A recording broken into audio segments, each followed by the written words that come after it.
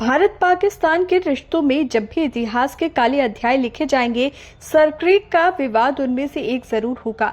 ये महज दलदल और कीचड़ का टुकड़ा नहीं है, बल्कि अरब सागर तक पहुंचने का रणनीतिक दरवाजा है। पाकिस्तान लगातार इस दरवाजे को हथियाने की कोशिश करता रहा है, कभी पुराने औपनिवेशिक समझौतों का हवाला देकर, तो कभी सैन्य उपस्थिति बढ़ाकर। लेकिन भुज से उठी रक्षा मंत्री राजनाथ सिंह की चेतावनी ने साफ कर दिया कि भारत अब केवल शांति वार्ता के नाम पर पाकिस्तान की चालबाजियों को बर्दाश्त नहीं करेगा। उनका बयान कि इतिहास और भूगोल दोनों बदल जाएंगे, पाकिस्तान की नींद उड़ाने के लिए काफी है, क्योंकि ये वही पाकिस्तान है जिसने 1965 और 1971 में भारत की ताकत का स्वाद चखा था। सरक्रीक विवाद को अक्सर एक तकनीकी समझौते की तरह पेश किया जाता है। सीमा कहां से खिंचेगी, थालविक सिद्धांत लागू होगा या नहीं, लेकिन असलियत यही है कि पाकिस्तान की मंशा शुरुआत से ही कब्जा जमाने की रही है। 2019 के बाद से उसने जिस तरह इस क्षेत्र में बटालियनें तैनात की, नौसैनिक जहाज बढ़ाए, मिसाइलों और निगरानी रडार लगाए, वो इसकी नीयत पर सवाल खड़े करता है। दरअसल पाकिस्तान जानता है कि सरक्रीक पर उसकी पकड़ मजबूत हुई तो अरब सागर में उसका हाथ लंबा होगा और समुद्री व्यापार पर उसका पकड़ बढ़ सकता है। यही वजह है कि वो हर बार वार्ता की आड़ लेकर टालमटोल करता है और जमीन पर सैन्य ढांचा खड़ा करता चला जाता है।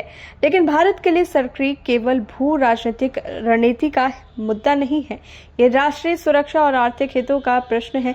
अरब सागर में विशेष आर्थिक क्षेत्र का निर्धारण, तेल और गैस के विशाल भंडारों तक पहुंच और समुद्री व्यापारिक मार्गों पर नियंत्रण इस क्षेत्र को सोने की खान बनाता है।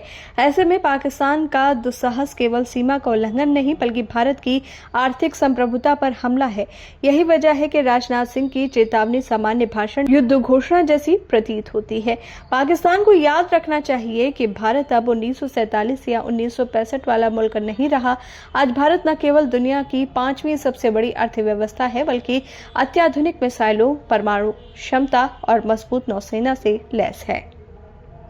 कराची तक का रास्ता अगर सरक्रीक से होकर जाता है तो भारत को वहां पहुंचने में देर नहीं लगेगी। सवाल यह है कि पाकिस्तान बार बार अपनी बर्बादी को न्योता क्यों देता है?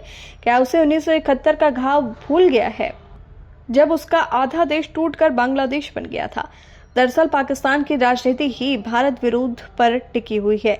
उसकी फौज अपनी जनता पर शासन बनाए रखने के लिए हमेशा भारत के नाम का डर दिखाती है, लेकिन अब भारत का धैर्य जवाब देता दिख रहा है। राजनाथ सिंह का बयान इस बात का संकेत है कि पाकिस्तान ने अगर सरक्रीक सेक्टर में जरा भी हरकत की तो उसका नतीजा केवल सीमा विवाद तक सीमित नहीं रहेगा, वो उसकी भौगोलिक तस्वीर बदल देगा। साफ है, भारत ने ये संदेश भेजा है कि अब कीचड़ भरी सरक्रीक में कोई गड़बड़ी हुई तो उसका जवाब इतना जबरदस्त होगा कि आने वाली पीढ़ियां भी उसे याद रखेंगी। ये सिर्फ चेतावनी नहीं, पाकिस्तान के लिए खुला ऐलान है। अब और नहीं, इस दलदल में अगर तुमने कदम रखा तो डूबोगे और अपने साथ अपनी कहानी भी डुबो दोगे।